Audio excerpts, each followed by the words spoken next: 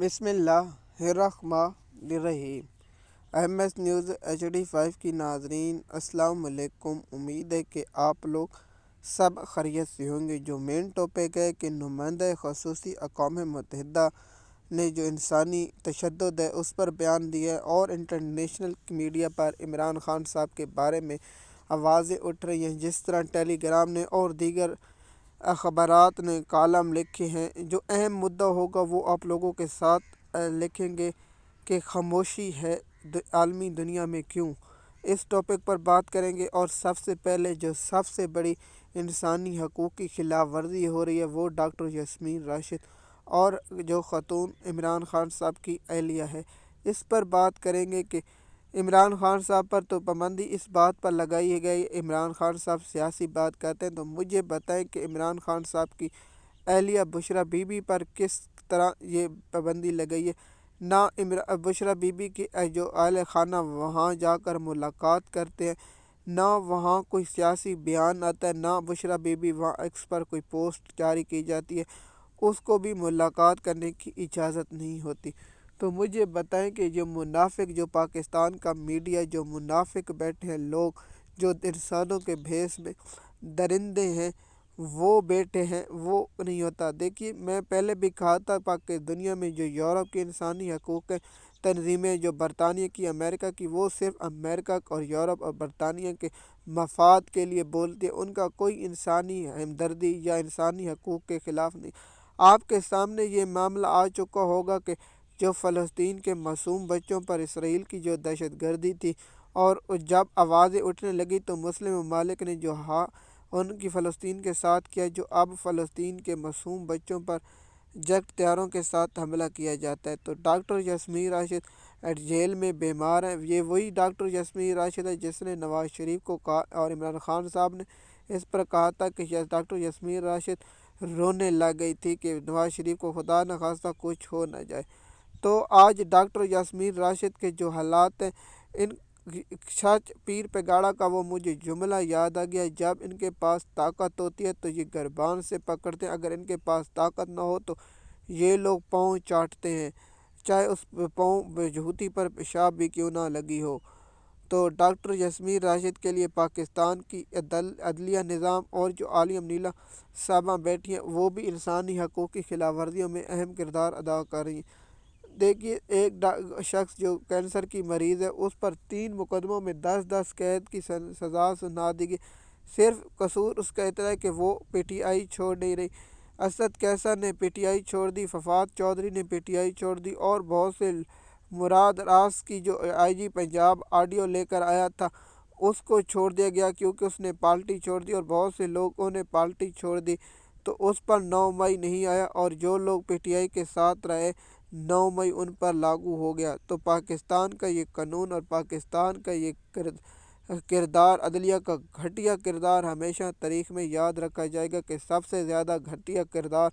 پاکستان کی عدلیہ کا تھا۔ جب پاکستان کی قوم مشکل میں تھی تو سب سے پہلے سپریم کورٹ، ہائی کورٹ اور سیشن کورٹوں سے پہلے پاکستان کی سپریم کورٹ کا چیف جسٹس یحییٰ فریدی لیٹا، قاضی فیض عیسیٰ لیٹا اور امین الدین خان صاحب لیٹا، اور اس کے بعد جج لیٹے۔ تو ڈاکٹر یاسمین راشد صاحب کے ساتھ جو انسانی حقوق کی خلاف ورزی ہو رہی ہے، نہ اس کے لیے کوئی سہولت مہیا۔ ایک جو PTI کی رہنما کا جو کارکن قید میں فلک جاوید، اس نے کہا ہے کہ ڈاکٹر یاسمین راشد 3 دنوں سے بہت سخت بیمار ہے، اور اس کہا ہے کہ ڈاکٹر یاسمین راشد اپنا لباس خود چینج نہیں کر سکتی، اس لیے اس کے لیے دعا کی اپیل کی گئی ہے۔ تو مجھے اس بات پر بہت افسوس ہوتا ہے کہ جو ایک بزرگ خاتون ہے جو کینسر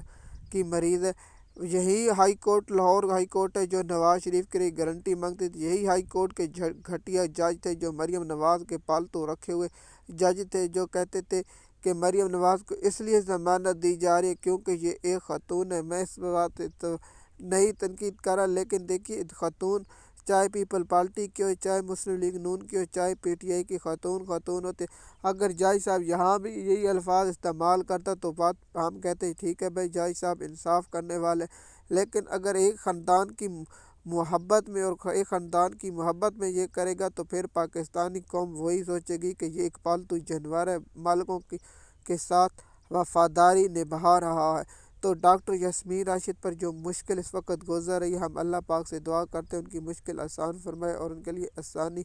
فرمائے۔ جو ڈاکٹر یاسمین راشد کا صرف قصور یہی ہے اور جرم سب سے بڑا یہی ہے کہ اس نے عمران خان صاحب کا ساتھ نہیں چھوڑا اور پی ٹی آئی کے ساتھ رہے، جیسے فواد چودھری، اسد عمر اور بہت سے لوگ جن کی میں نے مثال دے کے مراد راس جو وزیر تعلیم تھا اور اس کی آئی جی پنجاب نے ویڈیو آڈیو لا کر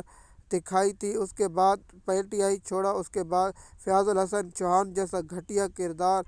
وہ ان کو معاف ہو گیا، لیکن عمران خان صاحب اور ان کی پارٹی جو ان کے ساتھ کھڑی ان پر یہ کیس ٹھوک دیے گئے۔ تو اب ایم ایس نیوز کی ناظرین، عمران خان صاحب پر جو اقوام متحدہ کی رپورٹ ہے وہ یہ کہتی ہے کہ عمران خان صاحب کے ساتھ جو ڈاکٹر ذاتی جو اس کا عمران خان کا ڈاکٹر اس کو ملاقات کرنے کی اجازت نہیں، اور سال سے زیادہ ہو گیا کہ عمران خان صاحب کا چیک اپ نہیں کیا۔ کچھ عرصے پہلے وہاں پمس کی جو ڈاکٹر عمران خان صاحب کے ساتھ گئے تھے، لیکن ان کی ابھی تک رپورٹ ہم تک نہیں پہنچی، نہ عوام تک پہنچی ہے۔ جب وہ رپورٹ آئے گی یا اس کے بارے میں آئے گا تو ہم آپ لوگوں کو ضرور اس کے بارے میں آگاہ کریں گے۔ تو اقوام متحدہ کا جو خصوصی نمائندہ تشدد برائے انسانی حقوق کا اس نے بیان دیا ہے کہ عمران خان صاحب کے ساتھ جو انسانی حقوق کی خلاف ورزی اور عمران خان صاحب کو قید تنہائی میں رکھے گئے، یہ بہت ہی بڑا انسانی جرم ہے۔ یہ اصل میں یہ ہے کہ یہ کرمنل آف وار آتا ہے، یہ کرمنل آف ہیومن رائٹ ہے، اور یہ انسانی جنگی جرائم کے پیش میں آتا ہے کہ ایک شخص جو سابقہ وزیر اعظم ہو اس کو قید تنہائی میں رکھا گیا، پاکستان کی کسی عدالت میں پیش نہیں کیا جاتا۔ پاکستان کا سسٹم اتنا ڈرتا ہے، اور جو کہتے ہیں کہ عمران خان صاحب کی سیاست ختم ہو چکی ہے، ان کے دماغ ختم ہو چکی ہے۔ سب سے بڑا جو دماغ ختم ہو چکا ہے وہ عیسیٰ نقوی کا جو گھٹیا کردار جو الفاظ کہتا ہے کہ عمران خان صاحب اور پی ٹی آئی کا سیاست مینس ہو چکی ہے، جو سچی بات ہے۔ مجھے بتائیں یہ گھٹیا انسان پھر عمران خان صاحب کے ٹاپک پر کیوں بناتا ہے؟ اگر عمران خان صاحب کی سیاست یا اس کا ختم ہو چکا ہے تو پاکستان کا تمام نجی چینل میڈیا صرف ایک ہی ٹاپک ہے، عمران خان عمران خان، تو پھر ختم کو کون یاد کرتا ہے؟ مستقبل کو ہمیشہ دوڑتا ہے۔ مثال کے طور پر اب سے 25 سال یا 20 سال پہلے جو لائن والا موبائل فون تھا یا دوسرا جس میں ڈیجیکل یا کیمرے یا انٹرنیٹ کی سہولت نہیں، لوگ اس کو استعمال کریں، پھر ڈیجیکل موبائل کیوں یا آئی فون یا دیگر سمارٹ فون کیوں استعمال کرتے ہیں؟ تو یہ لوگ صرف عمران خان صاحب سے لوگوں سے ویوز لینے اور پھر اپنا دل کا بوجھ اور اسٹیبلشمنٹ کے پالتو بننے تاکہ ہمیں روپیے ملتے رہیں اور ہمیں نجی چینلوں پر تنخواہیں بڑھتی رہیں۔ ایم ایس نیوز کی ناظرین جو کالم لکھا ہے ٹیلی گرام نے، اس نے لکھا ہے کہ عمران خان صاحب کی رہائی کے لیے کرکٹ کے لوگ بہت خاموش ہیں۔ مجھے بہت افسوس ہوا ہے جن لوگ نے عمران خان صاحب نے بہت پڑھا، انضمام الحق، وسیم اکرم، وقار یونس، ثقلین مشتاق احمد، ان لوگوں کو تو عمران خان صاحب کے لیے آواز اٹھانی چاہیے، لیکن افسوس ہے یہ تمام لوگ عہدوں کے پیچھے پڑے۔ عہدے کم نہیں آتے۔ وہ قول ہے کہ حضرت علی رضی اللہ عنہ کا قول ہے کہ جن پر احسان کرو اس کے شر سے بھی بچو۔ تو مجھے اتنا افسوس ہوا ہے کہ پاکستان کے جو کرکٹر جن کو عمران خان صاحب اور دنیا سے دوسروں سے کیا شکوہ کریں، عمران خان صاحب بہت ہی لیجنڈ پلیئر ہے اور کرکٹ کی ایک ہسٹری میں مثال پلیئر ہے، جو مشر سٹار کے حالیہ دنوں میں ایک سٹیٹمنٹ چل رہی تھی، اس کو میں نے کنفرم نہیں کیا، اس لیے اس پر ہم بات ہی نہیں کر سکتے۔ تو عمران خان صاحب کے لیے دنیا میں کرکٹ کی آواز اور خاموش ہے، کیونکہ عمران خان ایک ورلڈ کپ جیتنے والا کپتان ہے جس نے پاکستان کو ورلڈ کپ جتایا اور پاکستان میں اسپتال بنائی، شوکت خانہ پنڈی میں بن رہی ہے اور پشاور میں بن چکی ہے اور لاہور میں۔ اس کے اگلا عمل عمران خان صاحب کا تھا کہ بلوچستان میں ایک اسپتال بنایا جائے تاکہ لوگوں کو جو محرومی ہے ان پر توجہ دی جائے۔ تو عمران خان صاحب نمل یونیورسٹی اور بہت سے جو انسانی جو فلاح و بہبود کے لیے کام ہے وہ عمران خان صاحب کام کر رہا تھا۔ اور ایک صاحب پوچھتا ہے who are you, Imran Khan صاحب کون ہے؟ تو اس کو پاکستانی قوم نے بتایا کہ عمران خان صاحب کون ہے، وہ اس کی صحیح سسٹم اپ ڈیٹ ہوا ہے۔ دیکھیے آپ لوگوں کو جو مکمل انٹرنیشنل جو لوکل رپورٹیں آتی ہیں اس کی بنیاد پر آپ لوگوں کے ساتھ جو انفارمیشن شیئر کرتے ہیں۔ اگر آپ انسٹاگرام پر ویڈیو سنتے ہیں کہ آپ کو لیٹ ویڈیو ملتی ہے تو آپ ہمارے یوٹیوب چینل پر وزٹ کریں تاکہ آپ کو اپڈیٹ وقت پر ملتی رہے۔ شکریہ۔